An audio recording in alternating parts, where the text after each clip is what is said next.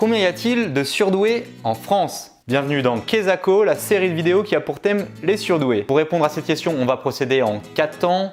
On va commencer par rappeler rapidement ce qu'est une personne surdouée. On s'intéressera ensuite à comment sont construites concrètement les échelles de Wechsler pour savoir comment on donne un score de QI. On donnera quelques éléments sur le seuil de 130 à partir duquel des personnes sont dites surdouées. Et enfin, on donnera une réponse à la fois théorique et pratique à cette question du nombre de surdoués en France. Et c'est parti!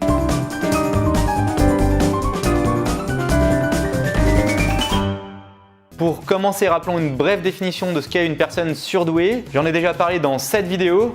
J'ai dit un petit peu de bêtises, mais pas trop.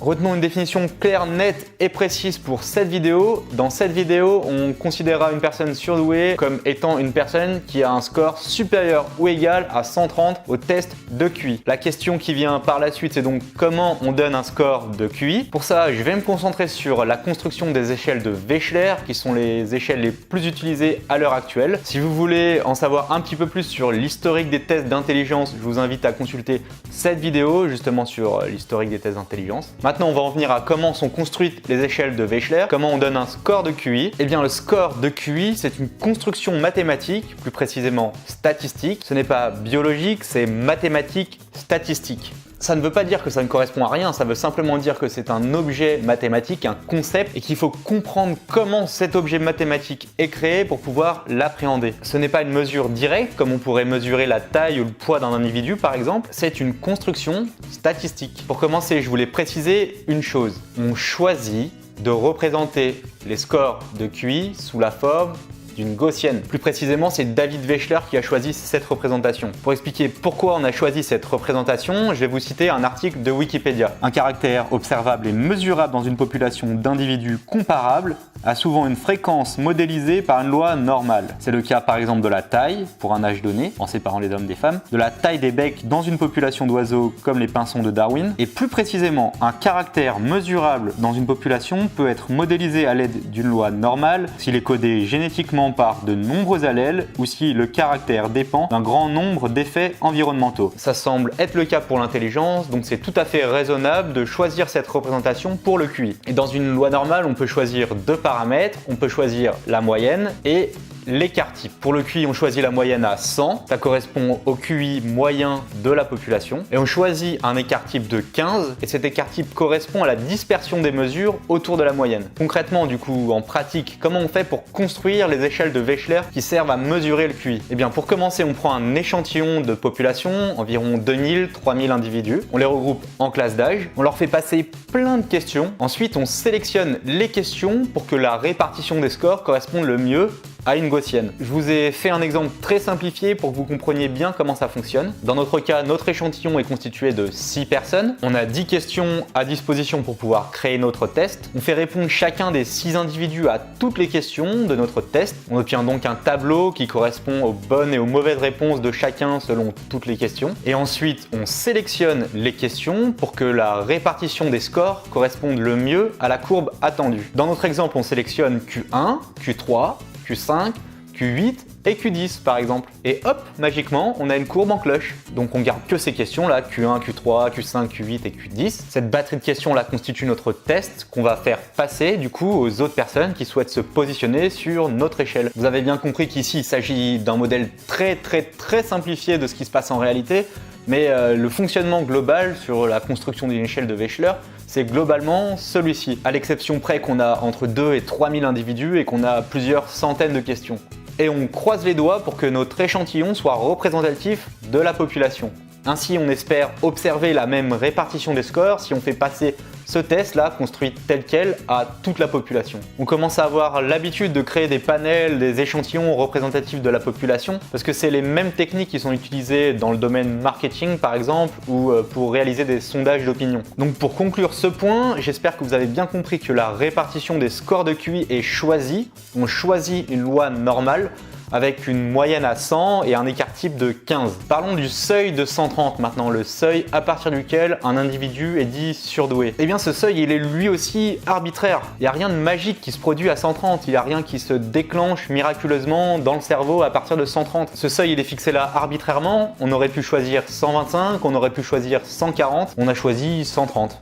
Et je répète, le seuil de 130, c'est une construction arbitraire, imaginaire, une construction mathématique. Mais ne me faites pas dire ce que je n'ai pas dit, hein. Je n'ai pas dit qu'il n'y avait pas de surdoués. Il y a bien des personnes qui réussissent mieux que d'autres au test de QI. Je dis juste que le seuil de 130 est lui virtuel, arbitraire. À ma connaissance, il n'y a pas de raison objective d'avoir choisi le seuil de 130 plutôt qu'un autre. D'ailleurs, si vous avez des informations à ce sujet, vous pouvez me les mettre dans les commentaires, ça m'intéresse vraiment. Un autre point que j'espère que vous avez bien compris, c'est que le QI ne mesure pas l'intelligence quantitative. Une échelle de mesure d'intelligence quantitative, ça serait par exemple, si vous êtes capable de faire ça, vous avez tel score. Si vous êtes capable de faire ça, vous avez tel score. Ce n'est pas le cas pour les échelles de QI qui opèrent en fait un classement parmi la population. Donc pour répondre à la question posée à la base sur le nombre de surdoués en France, lorsqu'on suit une loi normale, la probabilité d'être situé à plus de 2 écarts types de la moyenne, ce qui correspond au seuil de 130 sur l'échelle de QI, cette probabilité elle est de 2,2%. Si on prend la population française au 1er janvier 2017, qui est de 67 millions d'individus, on aurait alors 2,2% de ces 67 millions d'individus qui seraient surdoués,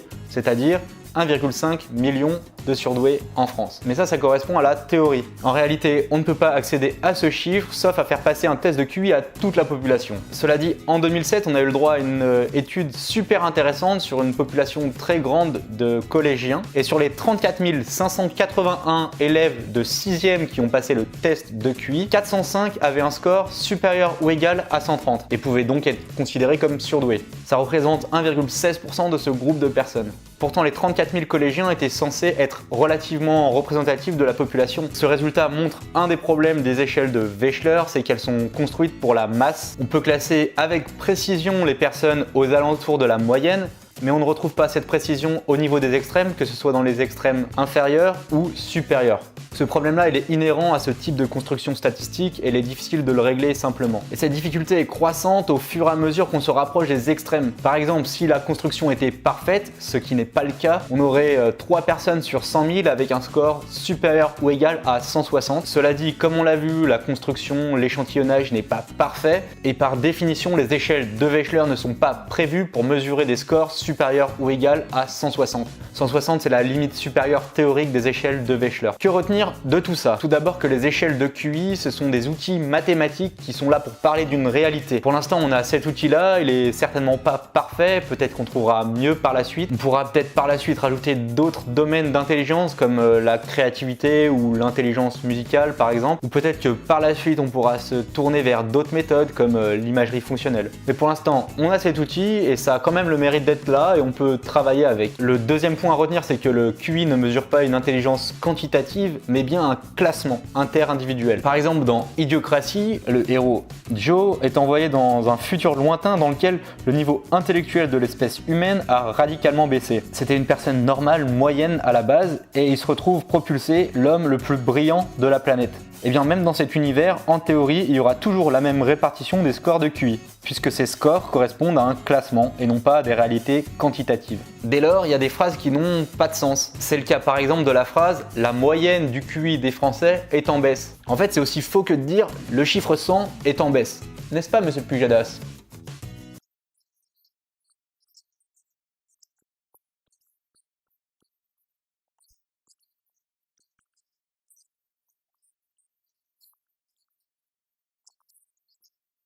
Je vous rassure, c'est pas le seul à raconter ce genre d'ineptie. Je sais ce que vous allez dire « Ouais Julien, t'es un peu tatillon, t'as peut-être dit aussi des bêtises sur ta chaîne. » Et vous avez raison, alors passons.